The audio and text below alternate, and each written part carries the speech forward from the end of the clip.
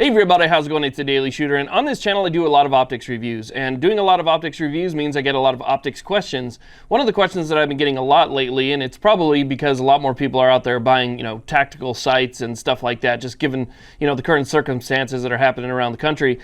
People are asking me, which one should I get, the exps2 from Eotech or the Eotech exps3? What's the major difference? Why does one cost more than the other and stuff like that? So that's what we're going to do today. We're going to talk about the differences between the exps3 and the exps2 and which one is probably good for you.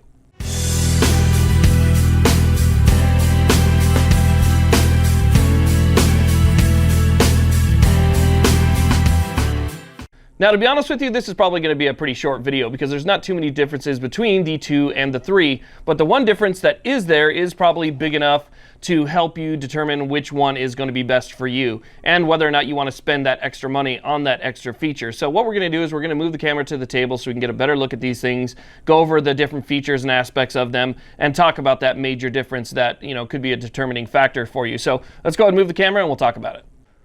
Okay, so here we have the exps2 and the exps3. From this side, there is no difference whatsoever. We have the same windage and elevation adjustments for both, same battery compartment, same mount, everything's the same.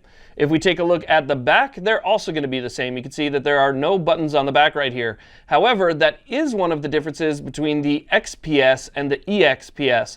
The EXPS is going to have buttons on the side, whereas the XPS is going to have buttons in the back. Now, the EXPS moved those to the side because of things that you can attach behind the optic that would sort of get in the way of being able to adjust your brightness settings. So if you have a magnifier, G33 or other magnifier behind this, it's really difficult to adjust the brightness when you have something that's that close to the optic. So the EXPS moved those buttons to the side, and this is where you're going to find our main difference. As you can see right here, the EXPS2 has simply 2 buttons, up and down brightness level adjustments that has a total of 20 different daylight brightness settings. Okay, that's the key word right there. If we move over to the exps3, we have our same 2 brightness adjustments that also has 20 levels of daytime brightness, but we also have an additional button on the exps3 that allows you to switch between daytime mode and nighttime mode, so night vision mode.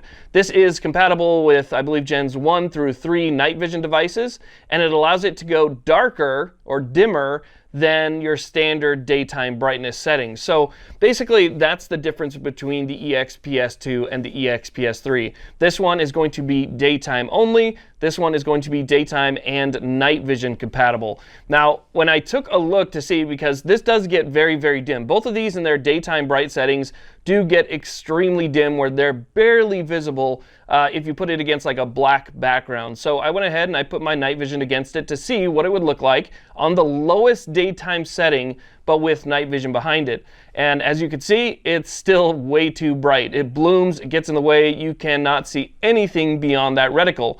Versus the night vision compatibility with the exps3.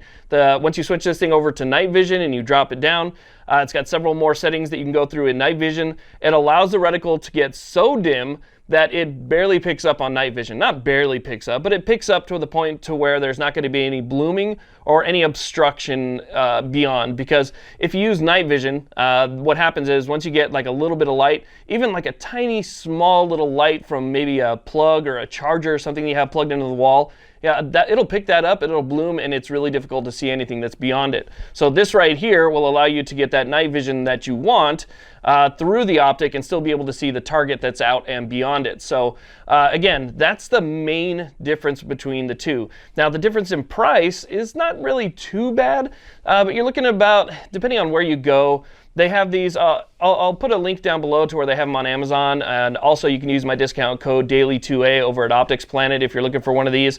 Those are pretty much the only 2 places that I've seen so far that actually still have these things in stock, or at least the time of this video they were in stock.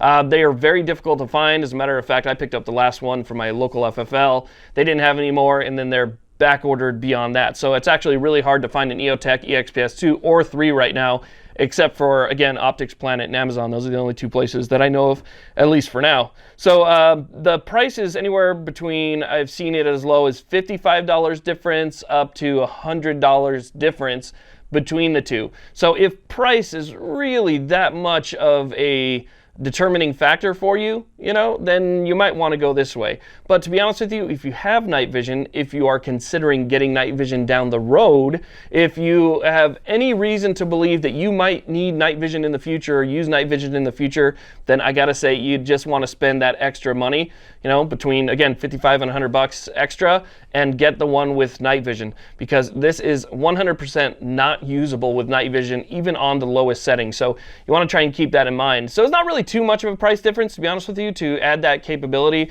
And this nice button right here. This button is fantastic because here you are in your daytime settings. Maybe you have this thing on the highest setting. It doesn't really matter. All you have to do is simply click this night vision button right there. It's going to drop it back down into the night vision mode, so you're going to be able to use your night vision. And then if you want to switch back, all you do is you simply hit it again. It remembers what your setting was and pops you right back into that daytime setting. So it is a nice feature to have that extra button there and the extra capability, and I think that it's worth the little bit of extra money that you're probably going to spend on it. I mean, most people that are buying Eotechs aren't necessarily on a budget per se, because they're not super cheap, but they're also not super expensive either. So again, those are the things to consider. Do you want night vision, or do you not want night vision capabilities? That's basically the only main difference between the two. They both weigh around 11 ounces. They both use the same battery. They both have the same footprint, the same mounts, the same QD. Everything's the same, just night vision. So I wanted to point that out there for those people that have been asking. I want to thank you all very much for watching. Please like, subscribe. Have a great day.